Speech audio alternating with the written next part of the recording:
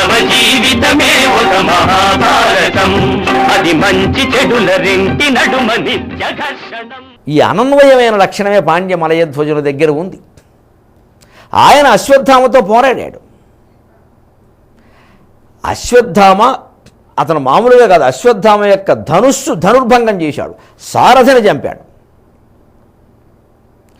ధ్వజాన్ని పడగొట్టాడు, ఛత్రాన్ని పడగొట్టాడు, చామరాలు పడగొట్టాడు, సమస్త వీర లాంఛనాలు పడగొట్టాడు. హయాలను కూడా నుగ్గు చేసేసరికి అశ్వత్థామ తట్టుకుని ఆ హయాలు గుర్రాలు సావకుండా కాపాడుకుని పగ్గాలు తానే పట్టుకుని ఆ వీరావేశంలో అతని కిరీటాన్ని కూడా హరించి కింద పడేస్తే, బ్రాహ్మణుడిగా ఇదంత మాత్రం చేత నా కిరీటం పడేస్తావరా, నాకేం పౌరుషం లేదనుకున్నామని అశ్వత్థామకి పౌరుషం వచ్చి మరొక రథం మీదకి ఎక్కి మరొక విల్లు అందుకుని క్షణాల మీద తయారై, అర్జునుడి చేతుల్లో అంటే నేను ఓడిపోవచ్చు కానీ నీ చేతుల్లో కూడా ఓడిపోతే నేనెందుకురా ఇక్కడ అని చెప్పేసి ఒక్కసారిగా పాండ్యరాజు మీద విజృంభించి మలయధ్వజుడిని అతని కిరీటం తగ్గొడితే ఈయన తల తగ్గొట్టు పారేశాడు. పాండ్యరాజు అశ్వత్థామ కిరీటాన్ని హరిస్తే అశ్వత్థామ పాండ్యరాజు యొక్క శిరస్సు హరించాడు. బహుశా తమిళనాడులో ఉండేటువంటి బ్రహ్మద్వేషం ఉందే అప్పటి నుంచి వచ్చి ఉండొచ్చు, అనుమానం ఏం లేదు. ఏమైనా ఉంటే పునాదులు బాగా ఎందుకంటే పూర్వకాలపు విషయాలు కథలుగా చెప్పుకుంటూ ఉంటాం మనం, మన జాతిది మన ప్రాంతం ఇది అంటూ. అవి పిల్లలకి పట్టేస్తే సహజంగా వాళ్ళు అలాగే మాట్లాడతారు. అందుకే పిల్లలకి ఈ వేళ బాధ ఏం లేదనుకోండి, ముసలాళ్ళు ఎవరి దగ్గరే పిల్లలు ఉండడం లేదు, పిల్లల్ని ఎవరిని ముసలాళ్ళ దగ్గర పెట్టడం లేదు. శుభ్రంగా పిల్లల్ని తీసుకెళ్ళి హాస్టల్లో బారేసాం, ముసలాళ్ళని తీసుకెళ్ళి వృద్ధాశ్రమంలో బారేసాం. దంపతులిద్దరూ చెరో చోట, ఒకరు అంబాజీపేట, ఒకరు ఆస్ట్రేలియాలో ఉద్యోగాలు చేసుకుంటున్నారు. గొడవ లేదు. తండ్రి గరగర, తల్లి పీచు బిడ్డలు రాళ్ళు రప్పలు, పనసకాయ సామెతే. అందుకని ఈవేళ మనం ఒకరి ప్రభావం వల్ల ఒకరు చెడిపోతారేమో బాగుపడతారేమో అనుకోకల, ఈ రెండూ లేవు. అసలు ప్రభావం కానీ పక్కన ఉంటే కదా ప్రభావానికి. స్వభావం వేరుగా ఉన్నప్పుడు ప్రభావం ఎందుకుంటుంది. కానీ ఎప్పుడైనా జాతి కుల మతాల ప్రస్తావన వచ్చినప్పుడండి, మన జాతి కదా, మన మతం కదా, మన కులం కదా అని దుర్మార్గాన్ని సమర్థించద్దు, ముఖ్యంగా పిల్లల దగ్గర.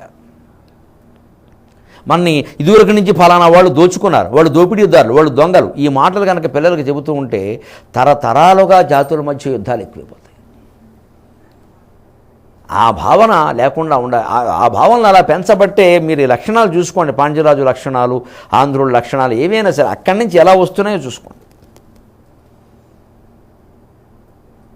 అవి మనం జాగ్రత్తగా దృష్టిలో పెట్టుకోకపోతే గోతులో పడిపోతాం అంతకంటే.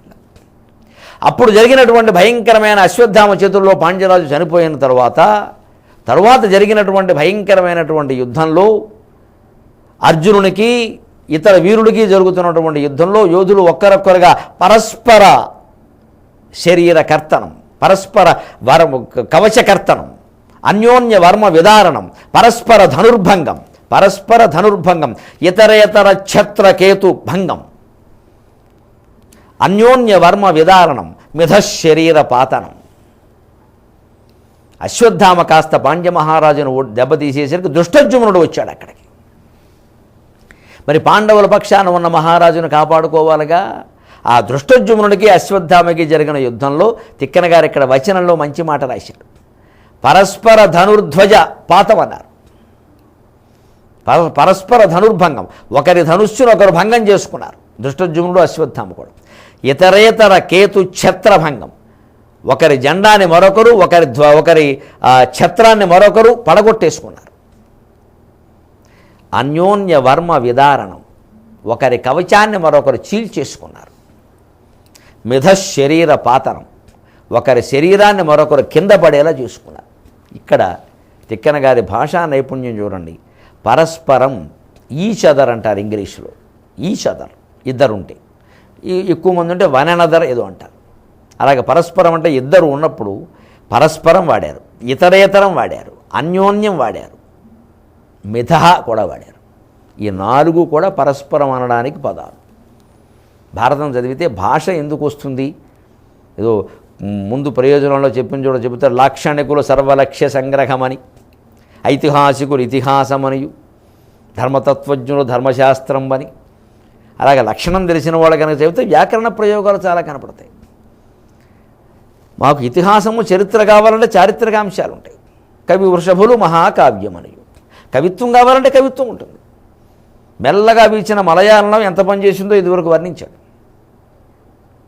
అలాగా దృష్టజుమ్నుడు అశ్వత్థామ ఒకరి కవచాన్ని మరొకరు, ఒకరి కిరీటాన్ని మరొకరు, ఒకరి ధనుస్సుని మరొకరు, ఒకరి శరీరాలను మరొకరు కింద పడేలా చేసుకున్నారు అనడానికి పరస్పరము, ఇతరేతరము, అన్యోన్యము, మిథము, మిథగా అనే 4 శబ్దాలు వాడారు. అలాగా వరుసగా ఒక్కొక్కళ్ళకి ఇలా భయంకరంగా జరుగుతూ ఉండేసరికి అప్పుడు ఆ దెబ్బలో దెబ్బ అశ్వత్థామ, నిన్ను వదిలిపెట్టంరా ఇట్టి పరిస్థితులు ఎట్లయినా సరే, మా తండ్రికి ఒనర్చిన పాతకము గతంబుగాగా, ఇన్నాళ్ళకి దొరికావురా నాకు, నిన్నెందుకు వదిలిపెడతానురా, 2 రోజుల క్రితమే నేను 15వ రోజు సాయంత్రం వేద్దాం అనుకున్నా, కాస్త 2 రోజులు ఆలస్యమైంది, నీకు ఆయుర్దాయం ఉండి ఈవేళ నా చేతుల్లో నువ్వు అయిపోయినట్టే. మా తండ్రికి ఒనర్చిన మా తండ్రి ఎడంగేసిన పాతకము గతంబుగాగా పంచాలని కృష్ట తునిమెద నిను నరుడిటకే తేరకయున్న పారకీవు నిలచినన్. భయంకరంగా నిన్ను చంపుతాను అని పౌరుషంలో అంటున్న ఈ బ్రాహ్మణ యువకుడు ఇందులో కూడా 2 షరతులు పెట్టాడు. దీన్ని చాపల్యం అంటారు. వాస్తవాన్ని వాస్తవంగా అంగీకరిస్తూనే ఓ పక్క మళ్ళీ ఒప్పుకోలేక ఏదో మాట్లాడు, బయటపడిపోవడం అంటారు దీన్ని. ఇది కొంచెం కాస్త చదువుకున్న వర్గాల్లో ఉంటుంది, ఇదేదో పెద్ద మేధావులం అనుకుంటారు, కానీ తేలిగ్గా బయటపడిపోతారు. కాస్త ఎవరైనా మనల్ని అభిమానిస్తూ మాట్లాడగానే మొత్తం మన కుటుంబ కథ అంతా వాడి చేతిలో పెట్టడం పెట్టుకెళ్ళి, మా అమ్మే మా నాన్నే అంటుంది. ఇంత చేస్తే వాడు ఫ్రెండ్ లేదా గర్ల్ ఫ్రెండ్. ఈ అమ్మాయి కొత్తగా వచ్చింది ఈ గుంట, ఒక 6 నెలలు కాలేదు, వీడికి ఇంకా పరిచయం, ఇంకా 2 SMSలు సంక్షిప్త మధుర సందేశాలు పంపించింది. వెంటనే మా అమ్మే మా నాన్నే మా అన్నయ్యే, ఇవన్నీ చెప్పకూడదు అక్కడ. రేపు పొద్దున్న పెళ్ళి అయినా కొంపలు అంటుకుంటాయి, అవ్వకపోయా అంటుకుంటాయి. జీవితాంతం దెప్పుతూనే ఉంటారు ఈ విషయాలను. యువకులు గుర్తుపెట్టుకోవాలి. మనలో ఒక పెద్ద బలహీనత ఏమిటంటే కాస్త ఎవరైనా మనకి సానుభూతిగా మాట్లాడగానే ఇక మొత్తం జీవితం వాళ్ళ చేతుల్లో పెట్టేయడం, వాళ్ళకి అవసరం లేని విషయాలన్నీ చెప్పేసి. పెళ్లి కూతురు ఎప్పుడు శోభనం మంచం మీద పొరపాటును కూడా తన కుటుంబ సభ్యుల గురించి భర్తకి చెప్పకూడదు. ఇక తర్వాత ఉండేది శోభనం కాదు, నరకమే. కాస్త ఆ మొగాడు స్పర్శ అలా తగలగానే కాస్త ఐసే అట్టే రొట్టె మట్టే, ఇక మొత్తం జీవితం అంతా వాళ్ళ అక్కయ్య గురించి, అన్నయ్య గురించి, తమ్ముడు గురించి, పుట్టింటి వాడు ఏదో చెప్పేస్తే తర్వాత ఒక 6 నెలలు కూర్చుంటాడు ఈ పెద్ద మనిషికి. అక్కడి నుంచి దెప్పడం మాట్లాడతాడు, మీ అక్క సంగతి ఏమిటి, మీ అన్న సంగతి ఏమిటని. పొరపాటును కూడా చెప్పకూడదండి. ఆ గంభీరత అనేది జీవితంలో అలవాటు చేసుకోకపోతే చాలా దెబ్బతింటాం. అశ్వత్థామకు ఆ గాంభీర్యమే లేదు, అందుకే తేలిపోయాడు. ఎలా తేలాడో చూద్దాం 23:30 గంటల్లో. సెలవు. మీ అభిప్రాయాలను, సూచనలను మాకు తెలియజేయాల్సిన చిరునామా భక్తి TV, care of Rachana television private limited, road number 92, Jubilee hills, Hyderabad 5,96,000. మా ఇమెయిల్ ఐడి bhaktihyd@gmail.com. మా వెబ్సైట్ www.bhaktitv.org. Phone number 901012223333.